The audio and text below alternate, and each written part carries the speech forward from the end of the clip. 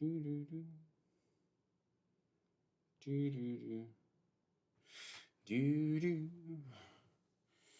Do-do. I had to repair this pen. The metal bits in the back came off, so I had to re-glue those.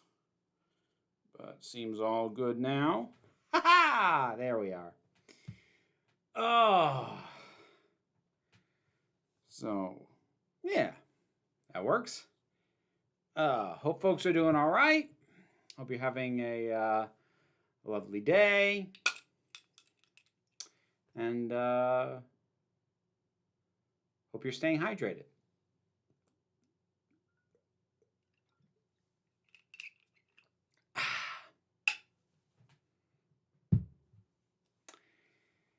Pretty in pink, back in black. Thank you, Gozer. I rather like that sentiment.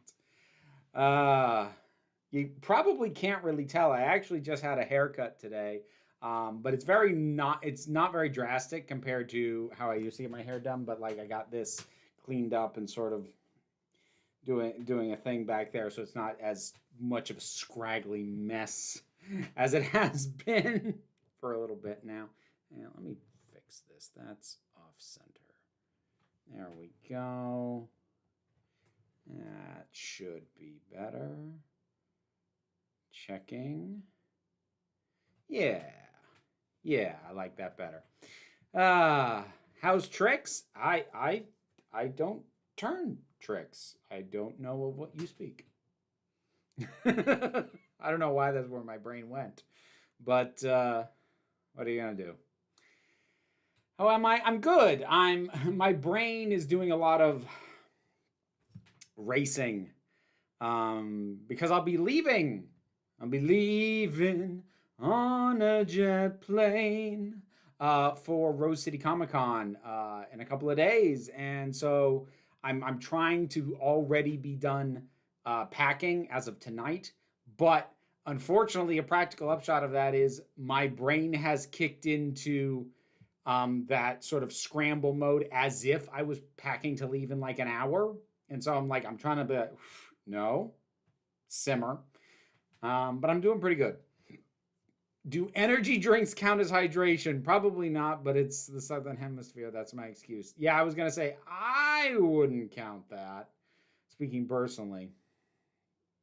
If I had to be trapped in a TV show for a month, what show would I choose?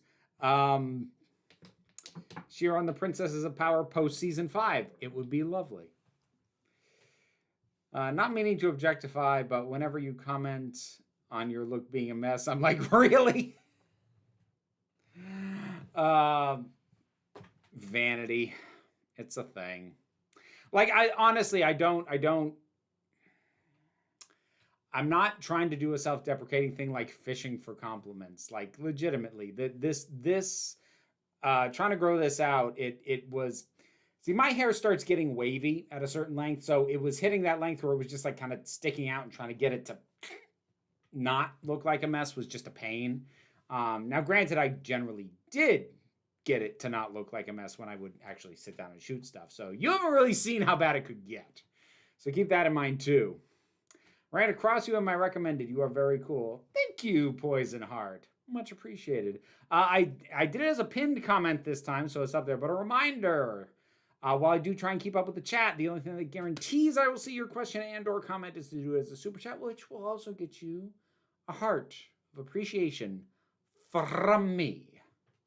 Squirrel brain is squirrel braining. It do be like that. I finally got around to starting Stranger Things, and I finished the first season. It was all right. Ooh, if you think it was only all right, I'm not sure you should stick with it, because... I don't think I'm alone in my assertion that the first season is the best one. I think most people agree on that. Not everyone agrees in how you rank the remaining 3. For the record, for me, it's season 1, season 3.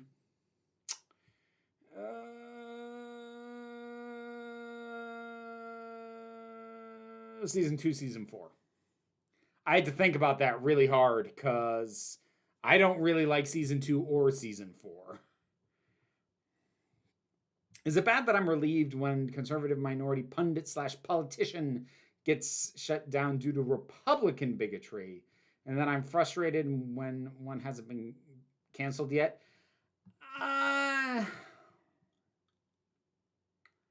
So it gets really messy. I think that bigotry should be called out regardless of the source, as long as they are not getting shut down with attacks on their minority status. Because that, if someone's actually a bad person, you shouldn't have to do that to deal with them. But yeah, I think I'm kind of there. Signal's rubbish. Can see the chat, but not wild. Oh, try refreshing, Jen. Don't know what's going on there. Just finished reading Haunted Burlington Spirits of Vermont's Queen City. Yep. Hope you enjoyed it. I aspire to messy. Actually, that's my life philosophy in a lot of ways. So I've watched the new 40th anniversary Blu-ray edition of The Five Doctors. Oh, very fancy, Rowan. They've added a proper cartoon punch sound effect when the brig lays the master out. See, what they should have done is they should have pulled a full Batman 66 and actually had a little pop-up graphic go pow.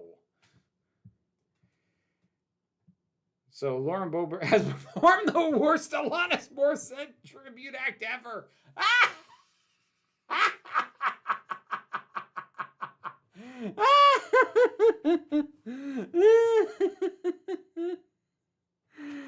Ooh. If you get it, you get it, and that's good. That's good. You have to catch both halves of that reference, but if you do, that's good, Gozer. That's very good. That whole thing, like, it is kind of enjoyable to see that there is a line that even the far right just nonsense brigade will draw. Interesting that it is based in some way around sexual activity.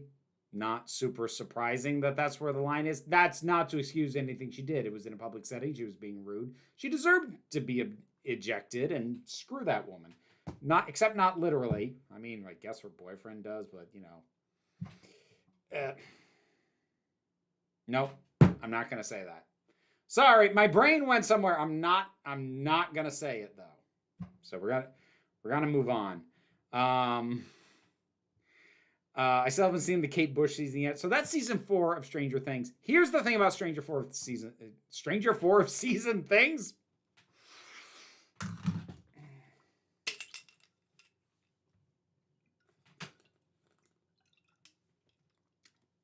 Here's the thing about season 4 of Stranger Things. The parts that are good are some of the best stuff in the show. But as I said in my review of the season, the stuff that's good is only about 40%. And the stuff that, at least personally to my taste, that I didn't like, I really freaking hated. So there's some great stuff in season 4, but it's not all of it. It's not even most of it. So I still haven't seen any of my adventures with Superman. It's not bad. I wouldn't call it great either. I haven't really checked reactions after the first few episodes, so I know it started out with a strong impression. The other day I was so hold on. The other day I told. Oh, okay. I think the autocorrect messed you up there. But the other day I told somebody that it's ableist when he called me an R word. Yep, okay. Both my parents were like, "We do so much for you because of your mental issues." That's true, but no excuse. Yeah, no, that is no excuse. A slur term is a slur term. Pretty sure that's alcohol. Funny thing, it's actually not. Legitimately, this is actually water. And I will chug it to prove my point if I need to.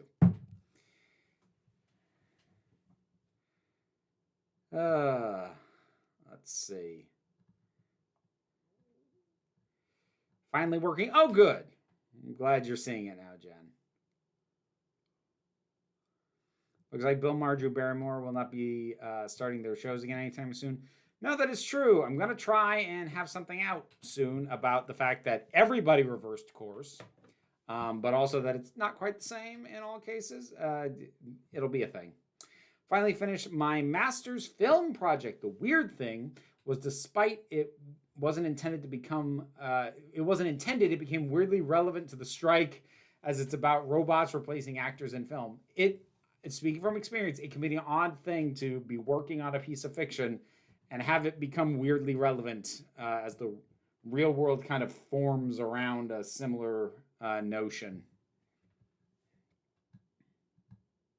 Not anymore. Lauren dumped him. Oh, she did? Okay. Bless him. Bring on the Bobert jokes. Like, I really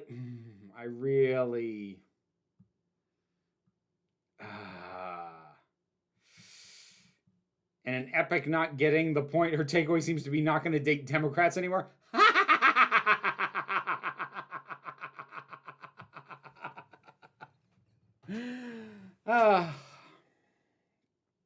All right, hell with it.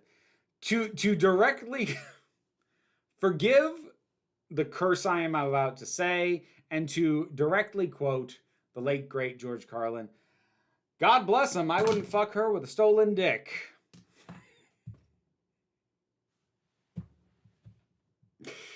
I'm sorry. I'm not sorry. I'm a little sorry. I'm sorry I felt the need to go there. Dharma, thank you for re-upping the membership. 21 months. Lovely. Finally, my membership is old enough to drink. Cheers.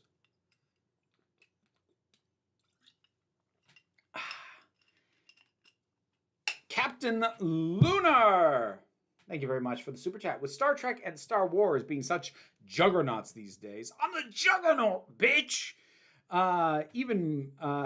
Even more so, is it weird MGM hasn't tried bringing Stargate back? It is and it isn't. The thing is, so how do I want to put this? I have to explain executive thinking again.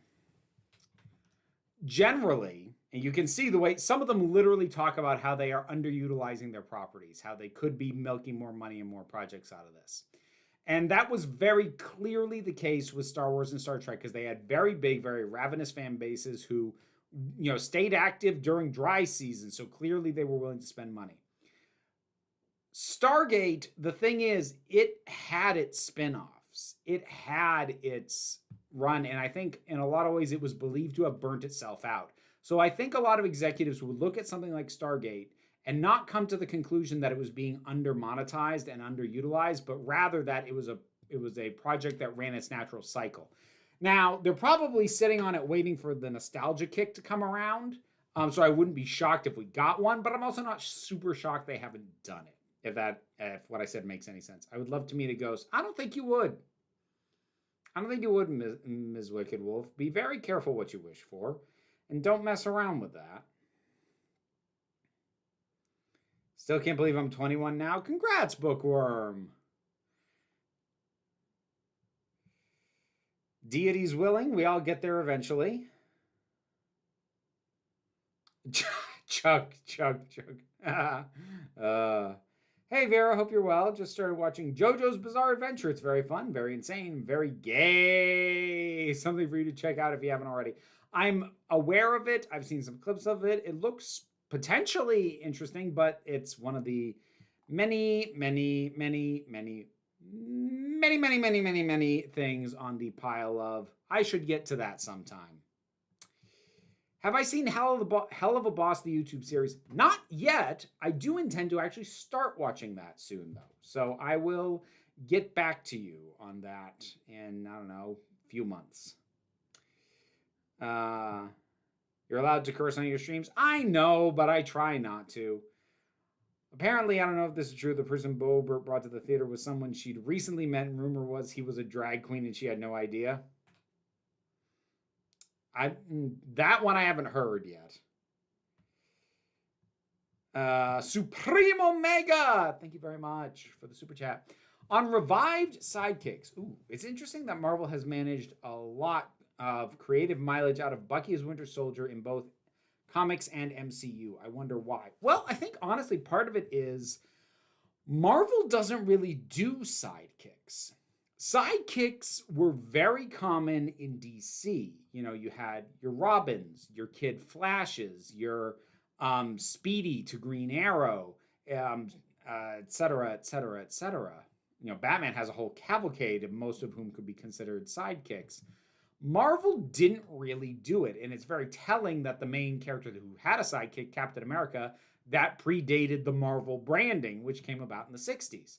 So sidekicks weren't really much of a thing. So I actually find it not that surprising that they kind of poured a lot and sort of pulled the maximum potential out of their one very well-known sort of sidekick sort of character. Whereas DC dropped the ball by, in the 80s into the 90s, setting up these a lot of these sidekicks to become the new version of X character, and they were doing legacy characters, and it was really interesting stuff, and it was something they could do that Marvel couldn't really do because they didn't really have a lot of characters to slot into those sorts of positions. And then they rebooted with the New 52 and messed it all up and just lost. They just lost it. They lost an awesome element of their world, and it's just gone now.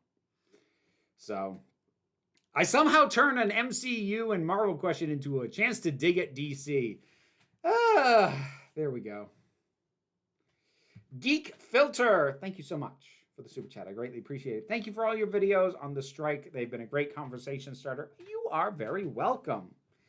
I've had a lot more to say about it than I had expected to. I like Stargate in theory, but not in practice. Way too much of let's give guns and weaponry to these ignorant backwards planets. Yeah, I have to admit, I never saw any of the show, Stargate. I've seen the movie. I like the movie. It's of its time, but I do enjoy the movie. I never did see the show, though.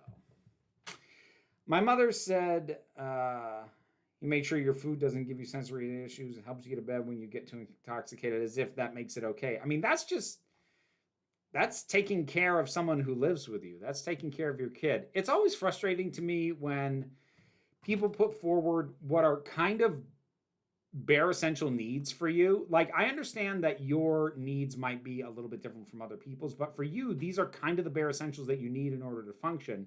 And they're providing those to you, and that's good, but that's not leeway. That's not banking credit to be crappy about other things, which you shouldn't be treating things that way anyway. Doing a good thing is not credit towards being allowed to do a bad thing.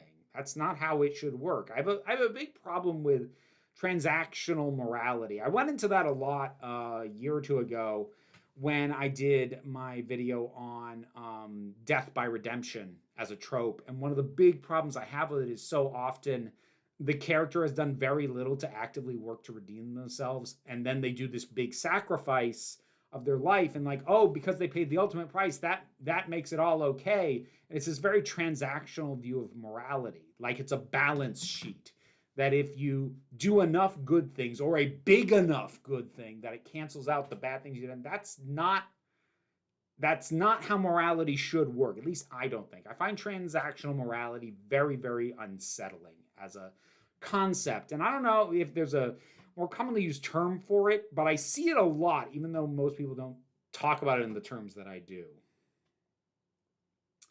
I like your top. Oh, thank you. It's just black. Captain Lunar, back again. I don't believe in goats. Goats. Ah! I don't believe in ghosts, but believe in demons. It might be arbitrary, but I've rationalized it as, if demons exist, why wouldn't they pose as ghosts? I mean, that makes sense. Like, all right. How far into this do I want to get? I don't know if I believe in ghosts in the pop culture understanding version of what ghosts are. However, I do believe that if we ascribe to, well, the basic physics principle, energy and matter cannot be destroyed or created. It can only be transformed. That's a fact. That having been said, if you are willing to take the step of emotional energy being a legitimate form of energy that maybe we cannot measure by the same metrics, but if you do believe that that is the case, then it tracks very straightforwardly that the emotional energy poured into a room, a building, an object can leave behind a residue. And I do think it is possible for what that is to be interpreted by people as ghosts. Now, I'm not trying to get into like a weird metaphysical thing. I'm like, and if you can get the correct reading on EMPs, you'll prove that this is real. Get the ghost hunters in there. Like, no, stop. This is just sort of where I'm at, though. Like, I don't think I believe in ghosts in like this person's dead and they're still hanging around sense. But I think I have a tendency, I am inclined to believe that the energy that we pour into our lives and the world around us lingers past our physical form. Let's go with that. Head Kittens. First of all, adorable name. Thank you for being you. Oh, well, thank you. I appreciate that. Netflix is making a movie off of it. I'm okay with it. I want to know your thoughts. Making a movie off of what? Oh, Feeling on the Uglies saga. I know literally nothing about it, so I have no opinion.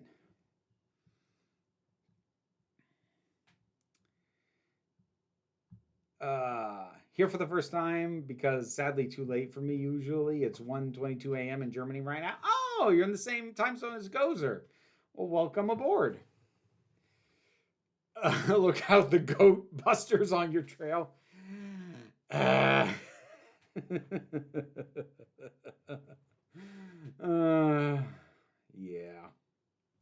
My tongue is not keeping up with my brain and words tonight. Learn to articulate. Poison Heart, thank you very much for the super chat. I learned Disney owns Muppet from a Tumblr reader. Why aren't we getting Muppet adaptations of all Disney properties? So,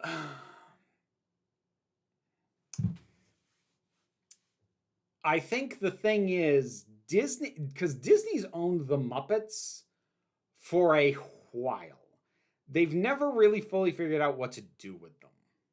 They keep trying the various TV show iterations, some of which are even good, but they're not as successful as they want them to be. The thing about the Muppets is the Muppets have always been a beloved brand, a nostalgic brand. They've not really ever been truly blockbuster level. They've been ubiquitous. People know who they are.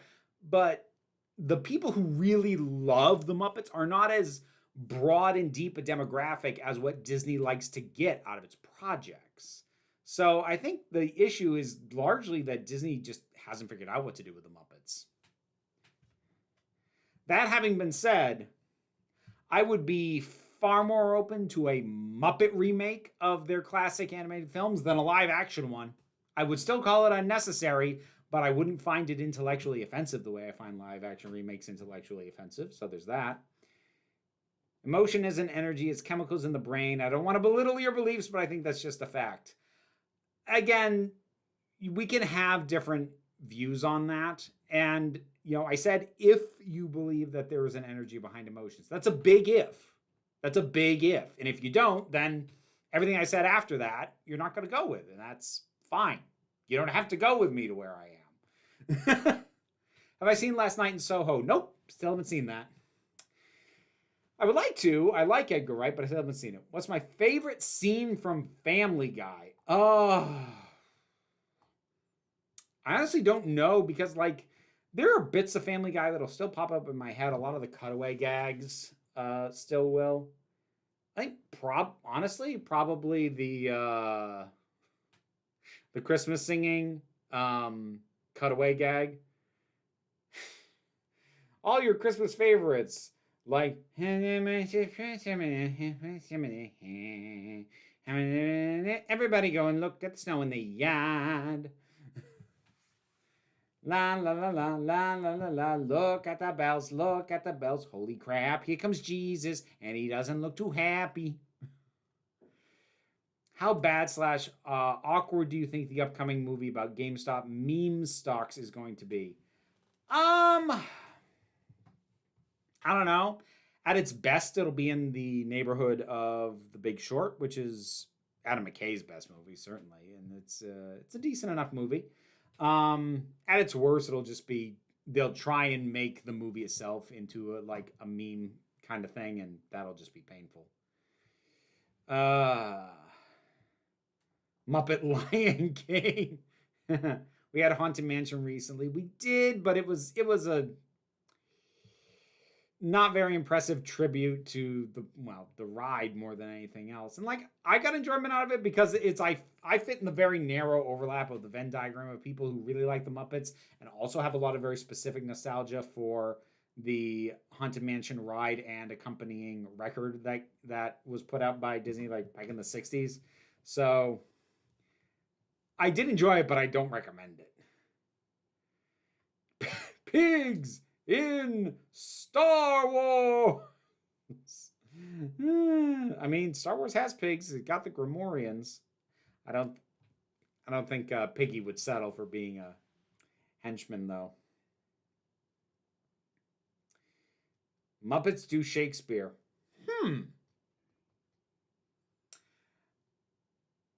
Only if they're willing to fully commit to some of the stuff that would be uncomfortable to a family audience. Tara Stoller, thank you very much for the super chat. Hey, Vera, I love the Stargate TV series, but one of the prequel movies to the TV series had 2 token gays, and if I recall, did a bury your gays trope. I was highly disappointed. That is unfortunate. Irritatingly common, but unfortunate. My previous question is basically, as a white person, what are things I have to do to depict other cultures that are not my own and with respect? Research. Do your research, and even when you think you've got it, bring in a sensitivity reader who is of the cultural background you are trying to depict. I mean, that's it. That's it. Learn, don't guess, and have somebody come in and double check.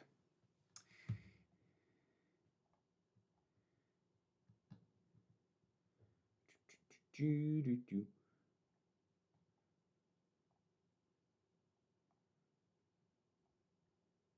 me see. What's the worst, Disney direct-to-DVD sequels or Disney live-action remakes? The live-action remakes are worse. There's at least some creativity in some of the direct-to-DVD sequels. Well, you say direct-to-DVD. It was direct-to-video when they started. VHS, baby! Any opinion on American Dad or The Cleveland Show? Never really got into either of them. Saw little bits there, but neither really quite worked for me. I really love how you talked about Will in your Stranger Things Season 4 review.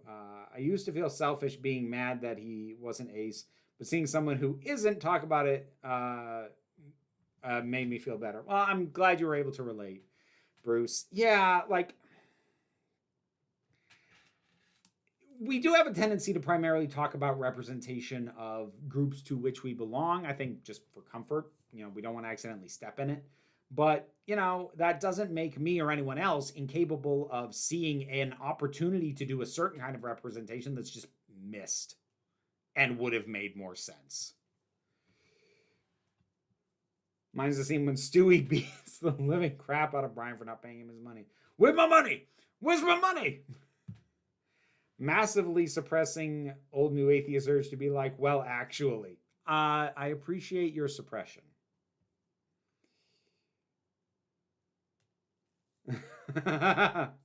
Ms. Wicked Wolf quoting The Haunted Mansion. If you haven't ever heard that old album, it's shockingly morbid. It's quite good for what it is. And the voice of the ghost host is just gold. Absolute gold. Have you seen the Doctor Who Muppet crossover in YouTube? I think I did. It's been a while though. I barely remember it. I think so. Opinion on Charlie's Angels. I don't really have much of one, to be honest. Seem to be the only person on the planet who liked that last movie. I didn't see the second movie. I saw the first one. It was okay. I've seen a couple of random episodes of the original TV show. Oh God, because they did the reboot, which had Kristen Stewart in it. I didn't see that. They did 2 of the ones from the early 2000s. I only saw the first of those. It was fine. Charlie's Angels was just very much a product of its time. Like the whole thing of like, ooh, lady spies, how novel. Like it's not anymore. So I don't know I'm not entirely sure what value the concept has anymore, just by its nature. Muppets do Coriolanus. Ooh, boy. Muppet Titus Andronicus. Go big or go home. Let me see. Yes, the Discord. So I'm going to check the Discord questions, and I will be back. I will address any super chats that come in waiting at that point. So bear with me. Reminder, the Discord is a Patreon exclusive perk, and there is a channel there where you can ask questions that I will also guarantee to address. But let me see what we've got. All right, we got a few in here. Do you think the union should accept Bill's backtrack, this being Bill Maher, backtrack and let him hire union writers in the future? If it was up to me, I'd be tempted to blacklist him anyway to make an example. So I don't expect that they will. And the thing is, it's more complicated than just did he piss off the union, because the contract is going to be blanketly covered by whatever production companies are involved in his show. I believe it is produced directly by HBO, so that would fall under Warner Brothers Discovery. So he would be covered under any blanket agreement made with that studio, which means blanket agreement with the AMBTP, I believe.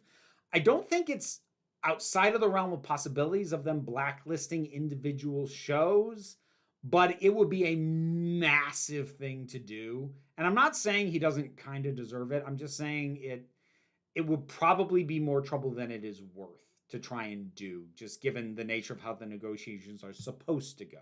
At least so far as I understand them. Not being an expert, just trying to do my best.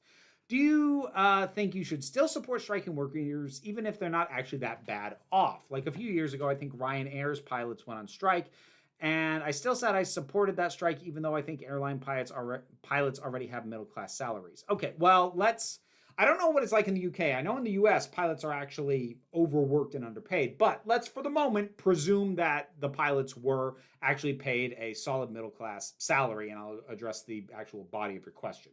So, yes, you should still support them. Because the thing is, while we are used to hearing about strikes when it is a case of the workers are being ground so down that they're not even making a livable wage, I believe it is fully valid to strike if there is an increase in profit and the workers get no part of that.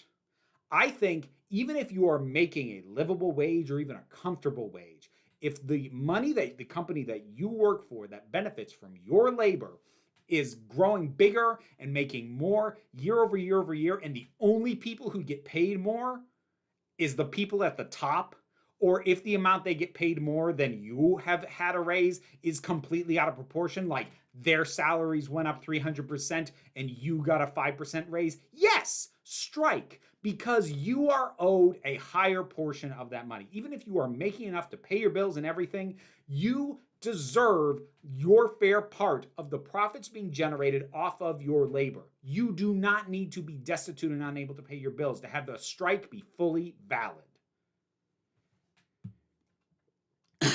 Excuse me. Do you think it's a problem that in sci-fi and fantasy, creators will often decide who is appropriate to have a character date based on their physical rather than their mental age? The anime I'm watching at the moment is about a guy who dies and gets reincarnated in a fantasy world. Okay, so it's an isekai. The thing is, the writers gave him love interests who are also teenagers, even though he remembers his past like fully, so he's mentally like 50. Despite having a 15-year-old body, honestly reminds me of Edward in Twilight a little bit. Yeah, that... yeah, for me personally, I'm not prepared to make a bigger nobody should do it argument. I will say that for me, no. Deeply uncomfortable. Not okay with that. Not okay to read it, not comfortable with it.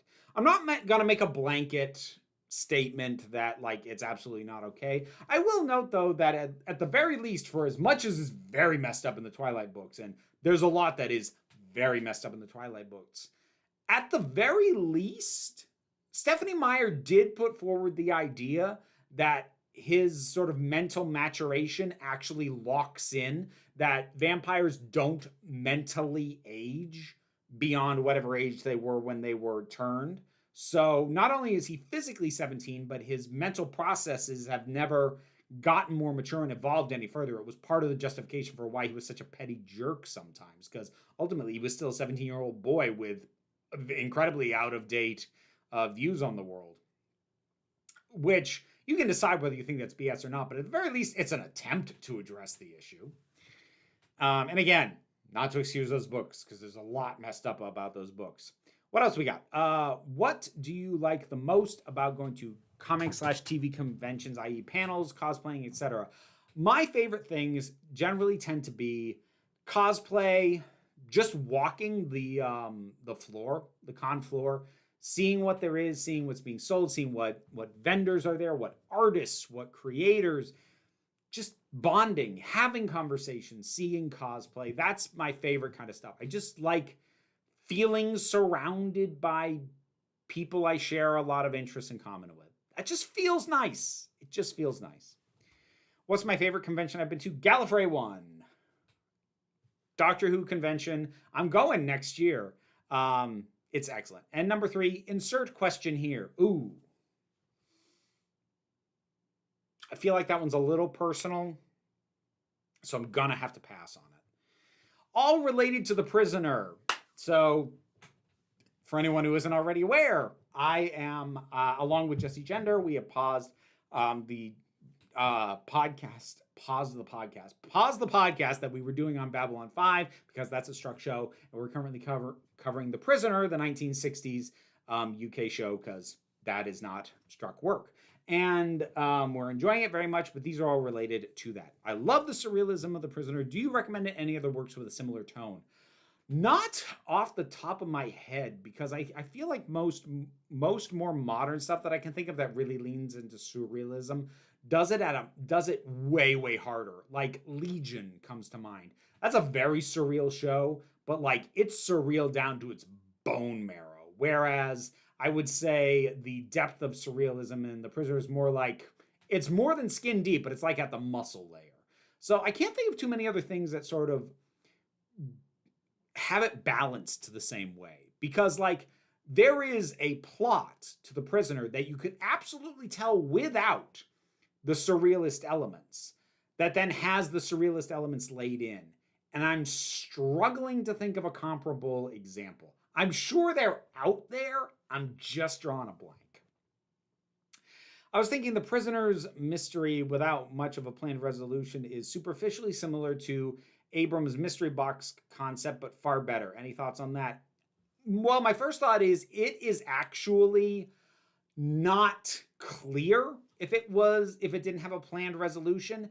That's a fairly commonly accepted narrative, partially because of the debates that have raged about the final episode, and partly because of the misconstrued story that the finale had to be written in a hurry, and they couldn't do what was originally planned. There's actually very little to support either of those suppositions. And speaking as someone who's going through and watching it, there's and like, I'm not going to talk spoilers here. Nobody else do it either in the chat. But there are definitely things along the way that I'm noticing since, honestly, episode 2 that feel like they are not directly hinting at, but are, if you know what's coming, early inklings to where it's eventually going to go in the final episode. I think that resolution was planned.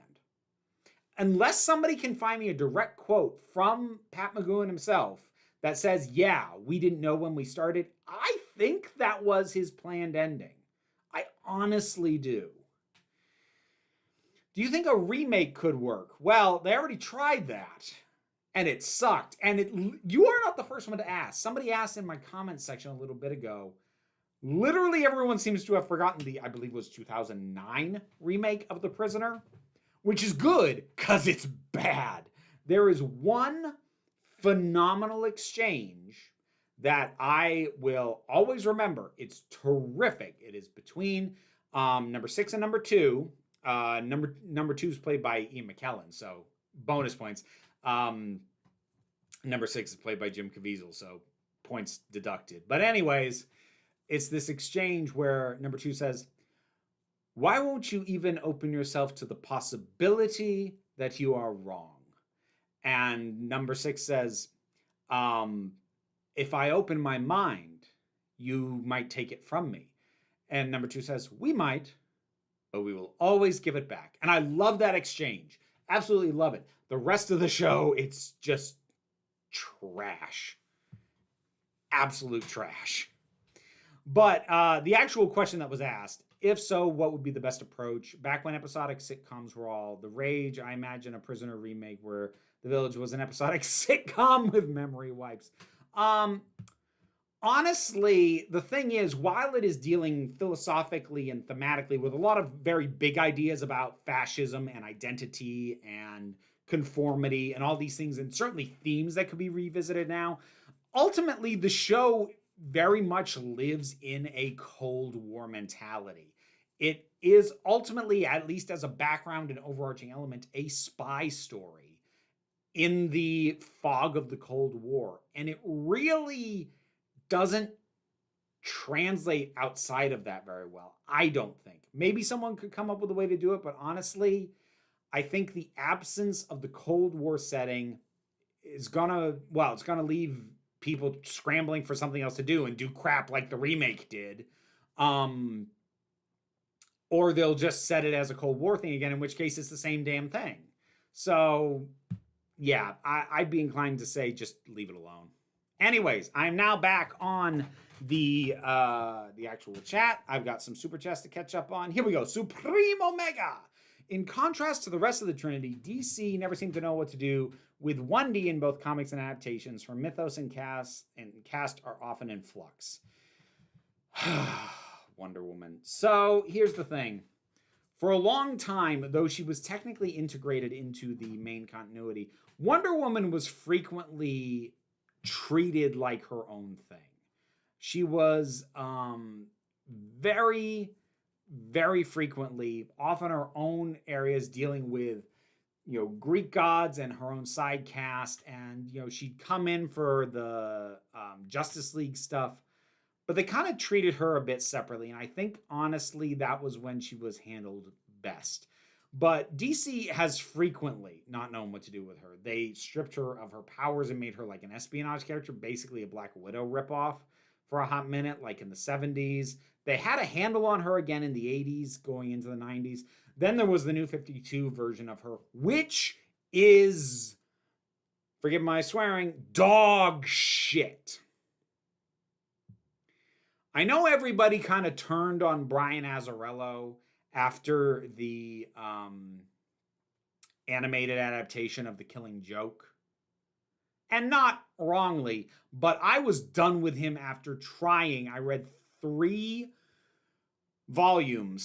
collected volumes of his run on Wonder Woman from the New 52.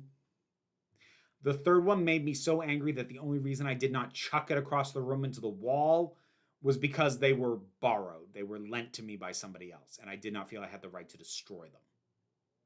They were offensively bad. And I would happily go into more detail, but I don't want to get that angry right now. But that man should not be allowed to write women. He just should not. I've heard good things about 100 Bullets. Extremely masculine focused story as I understand it. So, maybe that works. But do not let that man write women. Ever.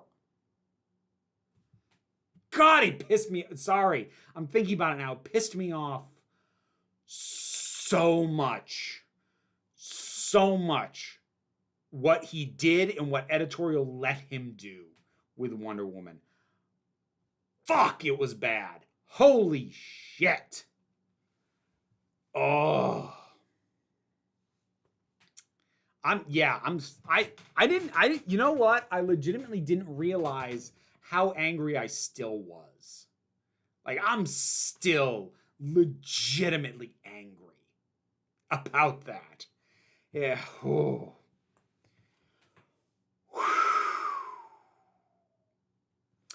Poison Heart, also with a super chat. Fan fiction trope: time travel, a adult mind in a child's body shipped with an adult. Ah! Please don't do that. Yeah, that's not real okay either. Like, it really does feel like it feels like the same thing was like, oh, these two were raised together. They were raised together as siblings, but they're not blood related, so it's totally okay that they start dating. Like, no. You want to do a thing that isn't okay, and you're coming up with technicalities. When people write like that, it's like that character in, what was it, the fourth Transformers movie, who is dating a 16-year-old and he carries around a copy of the Romeo and Juliet law in Texas to be able to prove he's not a statutory rapist. It feels like that. It's like, okay, technically, yes, but please stop. Ugh. There's a topic for an upcoming video. Why was that Wonder Woman so bad? Maybe. I have way more pent-up rage about that than I thought I did. I started thinking about it all again. Oh, God. Oh, it's so bad. Big Finish did some Prisoner audios a few years ago. I should look into those. I keep forgetting that they did that. You know, it's a thing I genuinely struggle with not telling other progressive their beliefs that aren't impractical, that aren't impractically backed or nonsense. Like, here's the general thing to my mind. You do not have to, like, I had to stop watching a Native American who claimed his people evolved in your continent. So, like, here's the thing. Unless the belief is being used to justify atrocious behavior, or unless the belief is in and of itself some way actually harmful, I think as a general rule, even if you think someone is foolish for believing it, even if you have all the reasons to say to them, this is why you're wrong, if it's not hurting anybody, let them be. Now, not all beliefs are harmless. That's the unfortunate falsity that can grow out of that. Like, it's just what they believe, because that's what people throw out about J.K. Rowling. Look, she just has a belief. Yes, she has an actively harmful belief. So, like, I'm not saying beliefs are harmless, because they're not. They can be very harmful, but there are beliefs that can be wrong, but what the belief is and the way the person guides their life by it, or is moving forward with that belief in their heart, they're not hurting anybody. So let them have it. What did you think of the way they took Allison in season 3 of Umbrella Academy? Honestly, I'm having a hard time remembering season 3, other than Victor. And I remember the hotel, like, as a broad concept.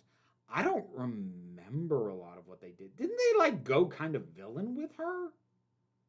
I can't really remember now. Yeah. No, I can't. I don't remember the details. For me, with the new 52, it's Batwoman post-editorial mandate. Yeah, I haven't checked those out, so I couldn't tell you. Have I ever seen Moral Oral? Nope. I have not. Not a fan of Freaky Friday then, Vera? Here's the thing. It's been long enough since I've seen Freaky Friday. I didn't have as fully formed my concerns and issues with the older mind in a younger body thing that I do now. So it didn't bug me at the time, and it didn't occur to me to apply that logic to it. So I actually had not thought about Freaky Friday specifically in that context until you said it literally just now. I would probably enjoy that movie less on a rewatch. And that's even setting aside the insanely overly deep dive I did into the ethics of body swapping in the first place a few years ago. Let's see. What are my thoughts on the Flash TV show? I watched the first 2 seasons and got bored. I got very tired of getting pissed off at the main character. I can only do that for so long.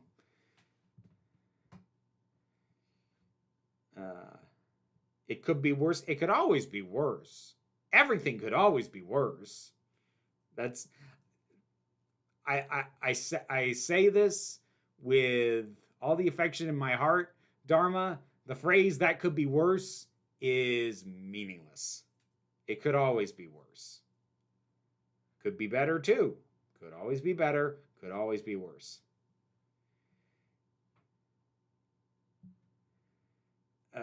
Do you think the Master should be rested for Series 14? Yes, honestly. I think the Master should be rested. Definitely. Probably the Cybermen for a little bit too. The Daleks, if they wanted to rest the Daleks for a bit, I'd have no problem with that. But if they wanted to bring them back, that's fine. Flash film was way worse than I could have thought. Money wasted. I still haven't seen it.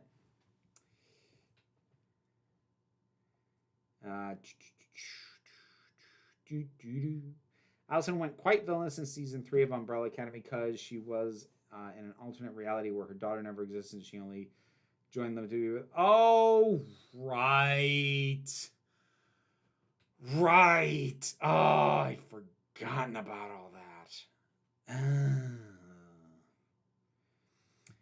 Have you yourself ever made the asinine 2 Electric Boogaloo crack without having watched Breakin' 1 or 2? I mean, I've probably made that joke. I don't think I've ever made that joke on camera. And I've not seen Breakin' 1 or Breakin' 2 Electric Boogaloo.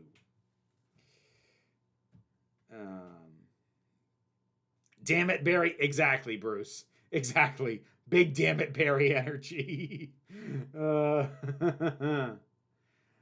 Thoughts on the Breaking Bad show? Haven't seen it, but it's on the list. I like Breaking Bad.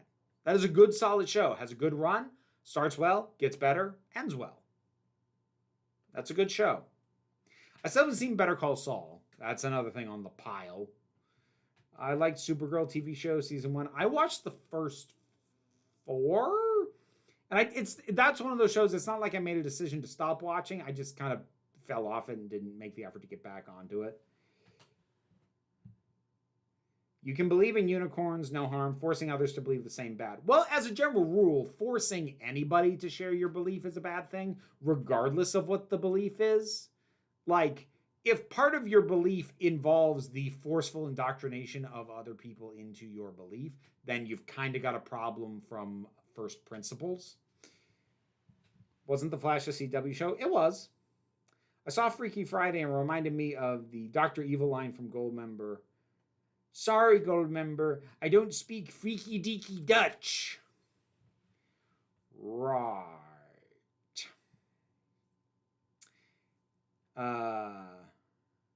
You think New Who be great? I am hopeful. I am always hoping it'll be good. But we'll see. Allison became a villain because of trauma. Yeah, I did a whole video on that notion too. I don't think I brought her up. Again, a lot of season 3 did not stick in my head. Season 1 stuck in my head. Season 2 stuck in my head. Not that much of season 3 did. Yeah, in spite of what I said, I started to construct a comment arguing you out of belief in ghosts. Then I was like, hypocrite. Like, whatever helps you sort of settle yourself. Because, look, you don't have to agree with anybody on anything, honestly. But there are certain situations where it's not worth fighting over, if that makes sense. I think that's true of, honestly, all kinds of relationships, be they platonic, romantic, or parasocial. At a certain point, the fight is going to be bigger than the original issue was. And in some cases, like, that's not worth fighting about. Legends of Tomorrow started weak, got good, then went downhill again. I still get upset about it. I still have not seen the last season. I would argue Legends of Tomorrow started out good, except for 2 characters. Got amazing because they ditched those 2 characters, and I haven't seen how it ended. The only reason I might watch the Flash movie is from Michael Keaton's Batman. I mean, honestly, kind of same. I can't remember, did you ever actually watch Doctor in Distress? I did. I did it on live stream. I don't know, a year or so back. Ugh.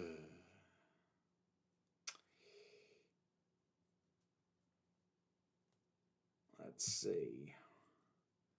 You ever want to hook your kid on Shakespeare, try out Star Wars rewrites in his kind of meter? Well, the thing is, my kiddo is not into Star Wars, so what if your belief is egalitarian values? Well, see, that's not a belief, that's a principle, that's a moral compass. There is a difference between beliefs and moral values. Those, while frequently overlapping, because many people's moral values are an extension of their beliefs, or they select beliefs that most align with their moral values. I've seen it go both ways. Those are not automatically the same thing, so be careful about that. I meant to add it could be the Spider Clone Saga or the Matty Pryor X-Men thing. Oh, okay. So hang on, let me back up. Oh, okay. Yeah. Yeah. If you had to explain the Flash TV show to someone in less than a minute, what would you tell them? As someone who has never watched a full episode of the thing. Great ensemble cast, annoying lead character. There you go.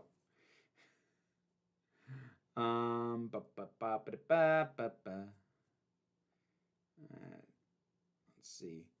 Those videos you did with your partner explaining Riverdale to you, I hope you do more. That may or may not happen. Liz and I are no longer romantically involved.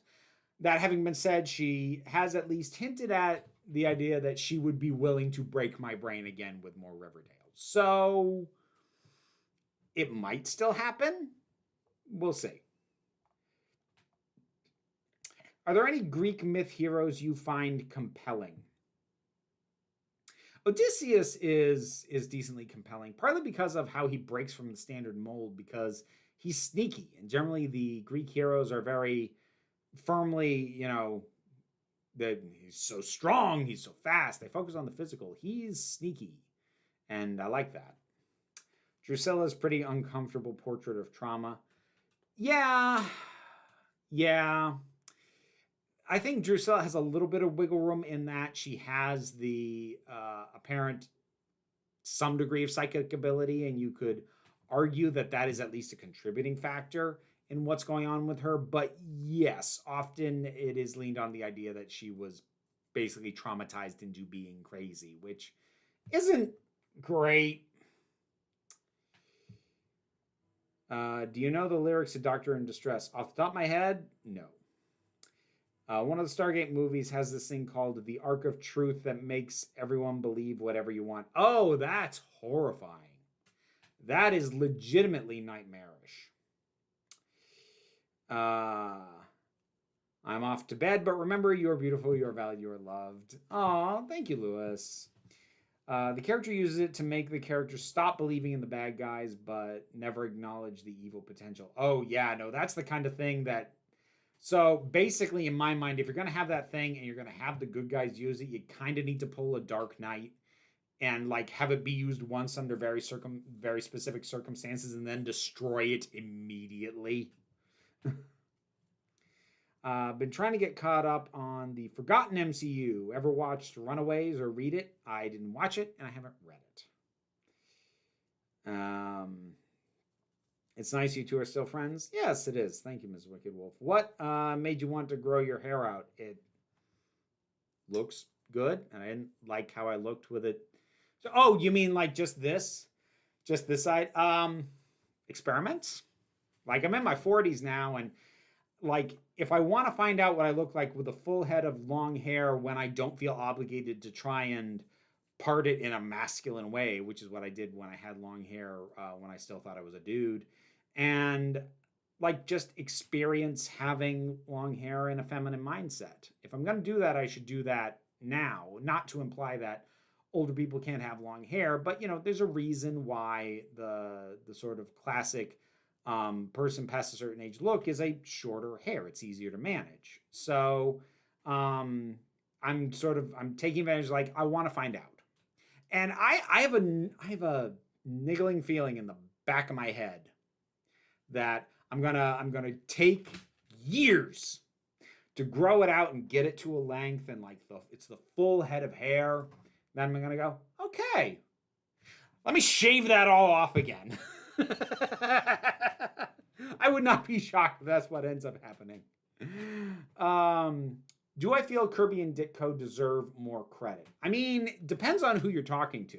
The general public, yeah, probably, because most people know who Stan Lee is. They don't necessarily know who Kirby and Ditko are. If you're asking within actual comic readers, I think they are pretty well credited at this point. I think they get the correct amount of credit within the actual core comic book buying audience. But the general public, yeah. Kirby especially. Ditko, like a little bit more, not too much more, a little bit more. I don't know. I'm reserved because he was kind of an ass.